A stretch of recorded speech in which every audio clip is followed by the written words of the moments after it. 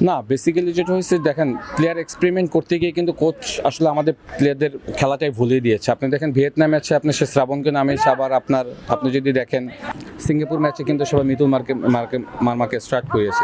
সুতরাং সে কিন্তু আসলে প্লেয়ারদের ভিতরে একটা কমপ্লিকেটেড তৈরি করে দিচ্ছে, যদি আমি ভুল না করে থাকি। কারণ এখানে কিন্তু প্লেয়াররা কনফিউশন থাকে কে কখন খেলবে, কনফিডেন্স লেভেল কিন্তু তারা আসলে নিজেরাই কিন্তু লস করে। তো সেই জায়গা থেকে আমি বলবো যে এটা নট অনলি গোলকিপিং পজিশন, সাম অফ পজিশন এরকমই হয়েছে। তো সেই জায়গা থেকে কিন্তু আসলে আমার কাছে মনে হয় যে তার গেম স্ট্র্যাটেজি আসলে সে নিজেই আসলে জানে না যে কখন কোন কাকে ইউজ করবে, কখন কোন কাকে কোন ফরমেশনে খেলানো লাগবে। তো ওই জায়গাটাতে কিন্তু আসলে আমি ম্যাচে গিয়ে কিন্তু সেম প্রবলেমগুলি কারণে কিন্তু আমরা ম্যাচ হেরে যাই, ক্লোজ ম্যাচ আমরা হেরে যাই। কিন্তু আপনি দেখবেন সিঙ্গাপুরের সাথে ওই play dominated football, but ultimately we loose the game. এবং এরকমের হোমেও আমাদের হয়েছে, আমরা খুব ক্লোজ ম্যাচ খেলেছি বাট হেরে খেলেছি বিকজ তার টেকটিক্যাল যে পয়েন্টগুলি, তার স্ট্র্যাটেজি, সেগুলি আমার কাছে মনে হয় যে রং অ্যাপ্রোচের কারণে। আরও আপডেট পেতে সাবস্ক্রাইব করুন আমাদের ইউটিউব চ্যানেল এবং ক্লিক করুন বেল আইকন। ফলো করুন টিকটক ও ফেসবুক পেজে।